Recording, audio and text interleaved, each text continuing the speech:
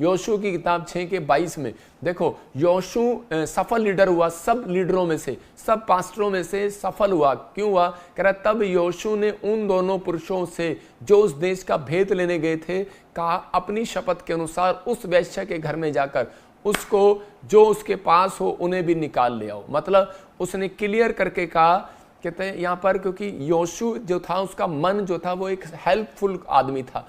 आजकल मसीह लोग जो हैं वो सिर्फ प्रार्थना करने वाले हैं, बाइबल पढ़ने वाले हैं, चर्च जाने वाले हैं, कनेक्शन बनाने वाले हैं, लेकिन उनके अंदर हेल्पफुल मन नहीं है। मतलब उनका मन नहीं है किसी की मदद करने वाला, क्योंकि बाइबल बोलती है दया का फल अगर आपके अंदर नहीं है तो आप स्वर्ग नहीं जा सकते। यहाँ पर कह रहे एक वैश्या औरत थी और ये दूसरे देश में रहती थी, लेकिन जब योशू की टीम वहां पर गई तो अब उन्होंने मारने के लिए गए तो उसने देख लिया, उसने जान लिया कि ये लोग जो हैं परमेश्वर के लोग हैं और ये मेरे देश को खत्म कर देंगे, ये ताकतवर लोग हैं, मैं इनसे लड़ नहीं सकती, मेरा देश नहीं लड़ सकता। लेकिन इसने उसी समय उनसे क्या कहा, योशू ने राहाब वेश्या को क्यों बचाने के लिए भेजा था? क्योंकि वो बोलती थी मैं प्रभु के साथ कनेक्ट रहना चाहती हूँ, क्योंकि वो बोलती थी मैं तुम्हारे परमेश्वर की ताकत को देखा है, मैं तुम्हारे परमेश्वर की ताकत की चर्चा सुनी है।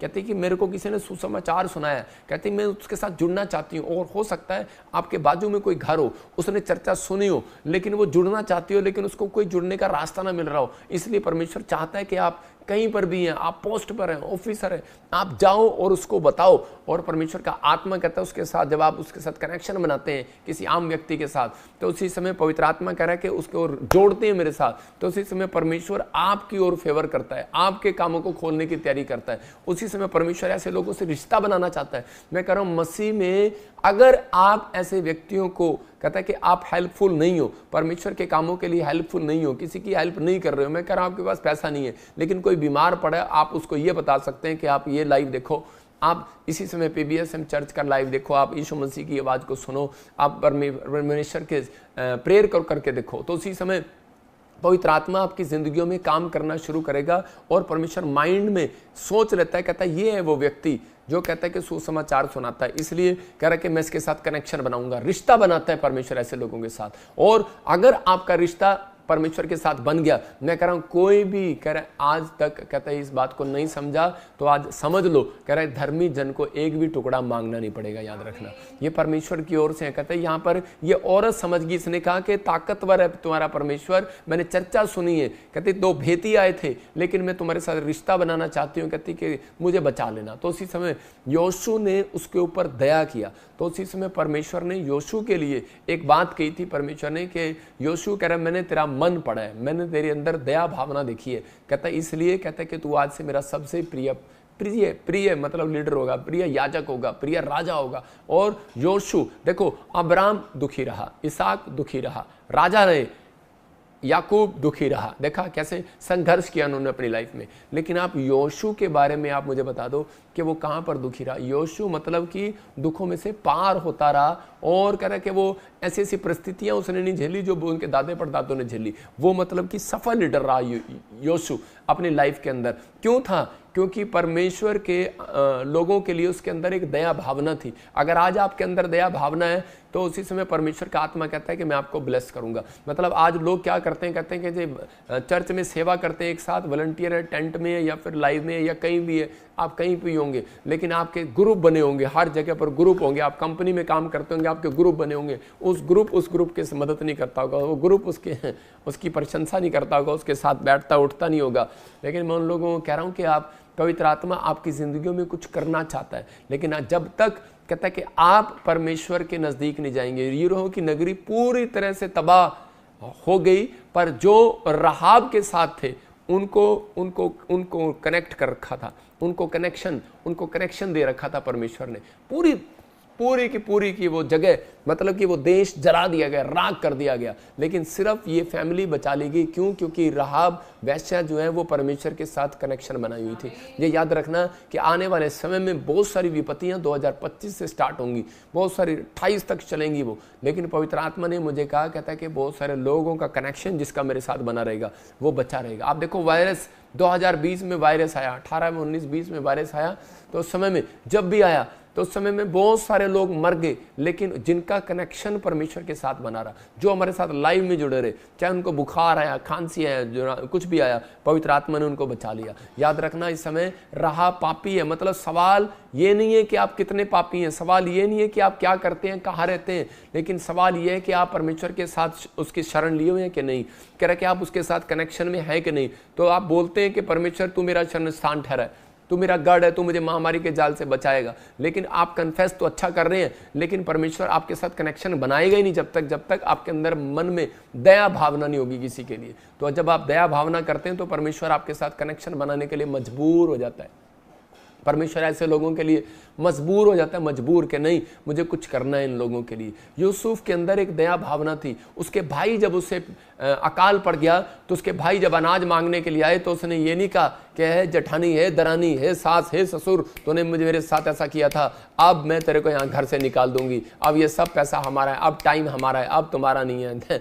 उसने ऐसा नहीं किया। उसने अपने भाइयों को क्या कहा? उसने अपने भाइयों को कहा, कहता है कि जा, कहता है कि ये अनाज तुम ले जा सकते हो। अनाज के बोरों के अंदर उसने पैसे भी भर दिए और उसने देखा घर जाके, यार ये अनाज के अंदर बोरों के अंदर पैसे भरे हुए, किसने भरे हुए? जब उसको पता लगा उनको कि तुम्हारे भाई यूसुफ वही जिसको तुमने खड्डे में मारने की कोशिश किया था, कहता कि वही भाई आज तुम्हारे काम आया। कहता यार इतनी बड़ी दया की इसने, और परमेश्वर ने उसके साथ कनेक्शन बनाकर इसीलिए रखा था क्योंकि उसके अंदर दया भावना थी। आप बड़ा बिजनेसमैन बनना चाहते हैं, बड़ा उपकारी बनना चाहते हैं, बहुत बड़ा प्रॉफिट पास्टर बनना चाहते हैं, लेकिन आपके अंदर दया भावना नहीं है तो परमेश्वर आपकी जिंदगी में काम कम करेगा। मैं कह रहा हूँ कनेक्शन बनाकर तो रखेगा, लेकिन ज़्यादा दिन कनेक्ट नहीं रहेगा आपके साथ। लेकिन आज बहुत सारे लोग जो चाहते हैं कि पवित्र आत्मा मेरी जिंदगी में काम करे, तो आपको फैसला लेना है। एक बार एक भाई था, उसको शुगर थी, और जब उसको शुगर थी तो मेरे अंदर दया आई। मैं नया नया विश्वासी था, तो मैंने जाकर उसको सुसमाचार सुनाया, लेकिन उसने मेरी बात पर बिलीव नहीं किया और वो थोड़े दिन के बाद मर गया।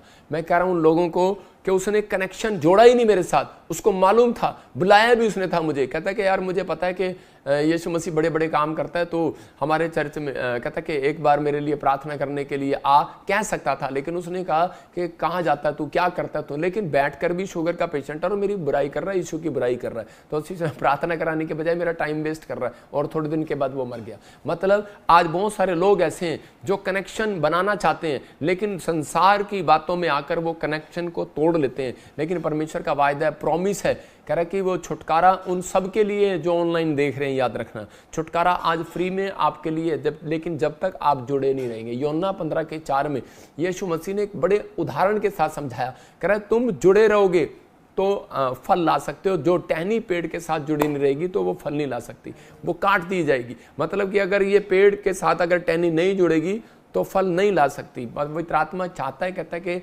जुड़ना क्या है। मैं वही बता रहा हूं कि आपका जुड़ना क्या। कह रहा है तुम मुझ में बने रहोगे और मैं तुम में। जैसी डाली यदि दाखलता में बनी ना रहे तो अपने आप से फल नहीं सकती। यदि मुझ में बने ना रहो तो नहीं फल ला सकते। तो इसका मतलब कि आपको यीशु मसीह के साथ जुड़ना जरूरी है। अब्राहम लूत के साथ, देखो जो पेड़, ये देखो रेगिस्तान में ये पेड़ लगा हुआ है, लेकिन ये सूख क्यों गया? क्योंकि अगर जो पेड़ नदी के किनारे नहीं लगाया जाएगा, कोई जल का कनेक्शन इसके साथ नहीं होगा तो वो सूख जाएगा। उसका कनेक्शन जल के साथ है तो क्या हो रहा है, वो पेड़ फल रहे हैं, वो टहनियाँ फल रही हैं। मैं कह रहा हूँ जो लोग इस समय ऑनलाइन जुड़े हुए हैं, जिनको ये इंतजार रहता है कि वीरवार को भी मैं ऑनलाइन प्रेम में जाऊँगा, मैं आज भी चाहे मैं 1 रुपया क्या 10 रुपया क्या मैं 100 रुपया क्या मैं बीज बोऊंगा, परमेश्वर कहता है ये मेरे साथ जुड़ा हुआ है, मैं इसको जोड़ कर रखूंगा, इसके ऊपर फल लगा कर रखूंगा। मैं कह रहा हूँ घटी नहीं होगी, परमेश्वर रास्ते खोलेगा। अब्राहम जो था वो, उसका जो भतीजा था लूत, वो परमेश्वर के साथ कहता है कि जुड़ा हुआ अब्राहम के साथ जब तक जुड़ा रहा वो आशीषित आशीषित आशीषित फलता चला गया। लेकिन जब उनकी भेड़ बकरियां बड़ी, पशु बड़े, सब कुछ बढ़ा, तो उसके बाद उसने अपनी लाइफ में क्या करना शुरू कर दिया कि उसके अंदर कह रहा वो लोगों की बात सुनने लगा और उससे अलग हो गया। और जिस दिन से वो अलग हुआ उसी दिन से परमेश्वर ने भी उससे कनेक्शन तोड़ दिया। मैं उन लोगों के लिए बता रहा हूँ कि उस दिन से वो घटता चला गया और प्रॉब्लम में चला गया। और वो लड़का जो है, उसी समय लूत की जब आप कहानी पढ़ते हैं तो उसी समय बहुत सारी प्रॉब्लम उसके जीवन में स्टार्ट हो गई। क्यों? कारण क्या था? क्योंकि यशायाह 64:7 में लिखा, कह रहा है कि वो प्रार्थना करने के लिए कहता है एक भी मेरे पास व्यक्ति नहीं है जो प्रार्थना करे। पढ़े, हाँ, कोई भी तुझसे प्रार्थना नहीं करता। कहता है कोई भी तुझसे प्रार्थना नहीं करता, ना कोई मुझसे सहायता लेने के लिए चौकसी करता है, मेरे पास आता है कि तुझसे लिपटा रहे। कह रहा क्योंकि हमारे अधर्म के कारण कामों के कारण तूने हमको अपने मुंह हमसे अपना मुंह छिपा लिया और हमें हमारी बुराइयों के वश में छोड़ दिया है। मतलब परमेश्वर ने उन लोगों को छोड़ दिया है क्योंकि वो परमेश्वर के नज़दीक आना नहीं चाहते, वो कनेक्शन बनाना नहीं चाहते।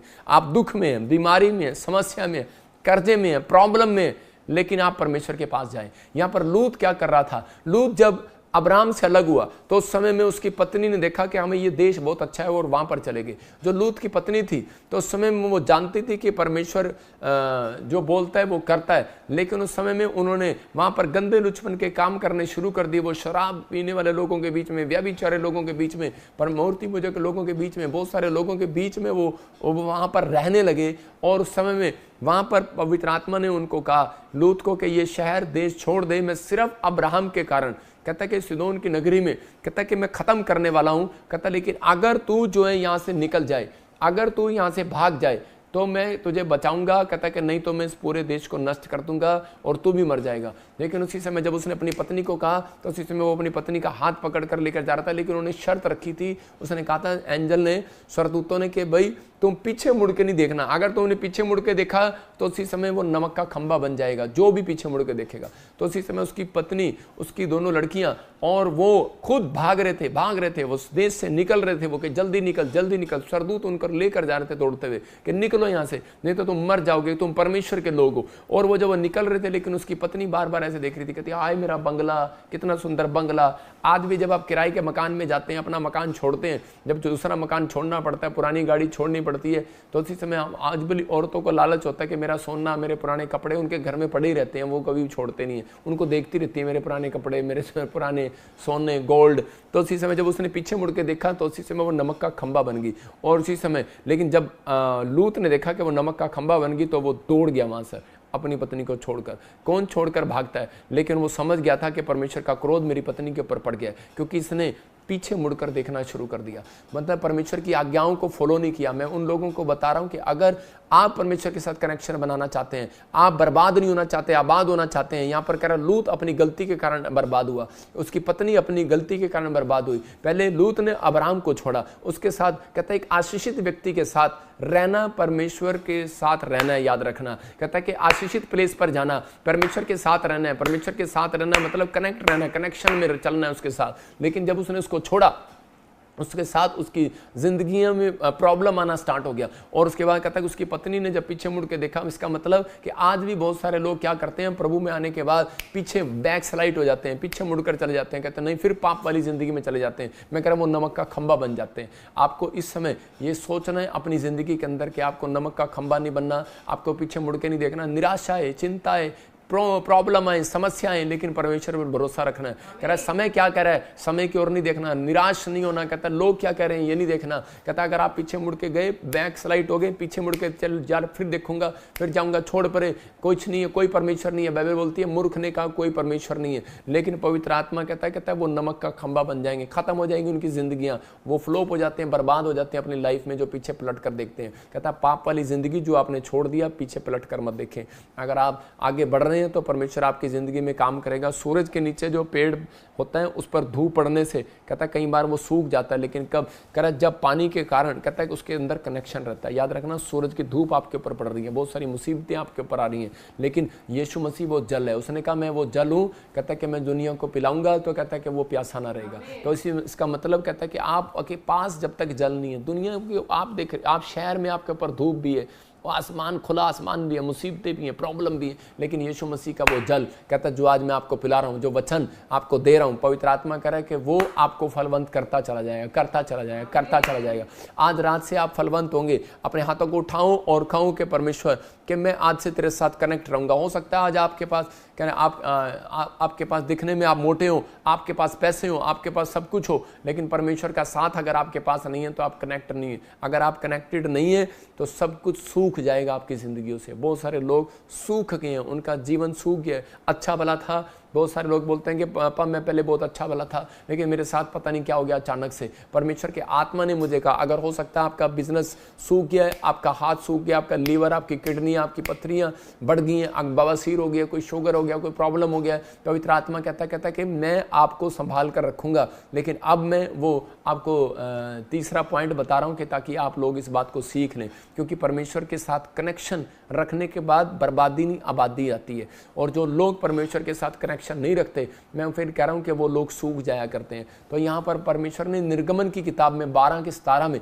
जब इजरायली 430 साल तक गुलामी में थे और 430 साल गुलामी में से बाहर निकलने के बाद परमेश्वर ने उन्हें एक बात कही थी। उन्होंने कहा था कि पहले मूसा को भेजा, उनको कहा अगर तुम मेरे परमेश्वर के साथ कनेक्शन रखोगे तो कहता है कि वो तुम्हें जंजीरों से, भूसों से, इनका ईंट खाने वालों से, कहता है कि तुम्हें चारा खाना पड़ता है, भैंसों का चारा खाना पड़ता है, कहता है ये संगलों में बंधे रहना पड़ता है, कहता है इनकी कोड़े खाने पड़ते हैं, इनकी मार खानी पड़ती है मिस्री लोगों की। कहता है अगर तुम मेरे परमेश्वर के साथ कनेक्शन रखो तो कहता है मैं तुम्हें आज़ाद करवा दूंगा। उन्होंने उस बात पर बिलीव किया और वो आज़ाद हो गए। लेकिन उसके बाद परमेश्वर ने उन्हें एक बात कही थी, कहा था, कह रहा कि अपने वंश में एक बात बताना, कहता है कि हर साल, कहता है कि इस एक प्रभु भोज की तरह एक रोटी तोड़ना, कह रहा है, और खाना, और कह रहा है ये पीढ़ियों में सदा बनी रहे। कहता है क्योंकि उसी दिन मानो मैंने तुमको दल दल करके मिस्र से निकाला था। कहता है कि याद रखना मैंने तुम्हें मिस्र से निकाला था, इस कारण वह दिन तुम्हारी पीढ़ियों में सदा की विधि जानकर याद रखना। ये परमेश्वर की ओर से है। जब हम प्रभु भोज लेते हैं, प्रभु भोज का मतलब परमेश्वर बताना चाहता है, कहता है कि वो रोटी, कहता है मेरी याद में तोड़ा करो। मतलब वो रोटी, कहता है याद रखना कि परमेश्वर ने मिस्रियों को, इजरायलियों को मिस्रियों से 430 साल की गुलामी से छुड़ाया था। जब वो रोटी तोड़ते थे तो उनको पता लगता था, याद रखते थे। जब हम रोटी तोड़ते हैं तो बपतिस्म लेने के बाद, तो इसका मतलब क्या है, हम याद करते हैं कि परमेश्वर ने हमारे पाप क्रूस पर क्षमा कर दिए। हालेलुया। सबको जय मसीह की। मैं जतिन बब्बर और आप देख रहे हैं मसीह परिवार चैनल। जैसे कि आप सब जानते हैं कि मैं इस चैनल पे प्रभु के अलग अलग दासों की वीडियोस डालता हूं, तो अगर आपको हमारा चैनल अच्छा लगता है तो आप इस चैनल को ज़्यादा से ज़्यादा सब्सक्राइब जरूर करें, ताकि आप प्रभु के वचन को सुन सके। वीडियोस को ज़्यादा से ज़्यादा शेयर करें ताकि जिन लोगों तक वचन नहीं पहुंचा उन तक भी वचन पहुंच सके। सबको जय मसीह की। एक बार मैं आपसे दोबारा कहूँगा कि इस चैनल को सब्सक्राइब जरूर करें और वीडियोस को ज़्यादा से ज़्यादा शेयर करें। जय मसीह की।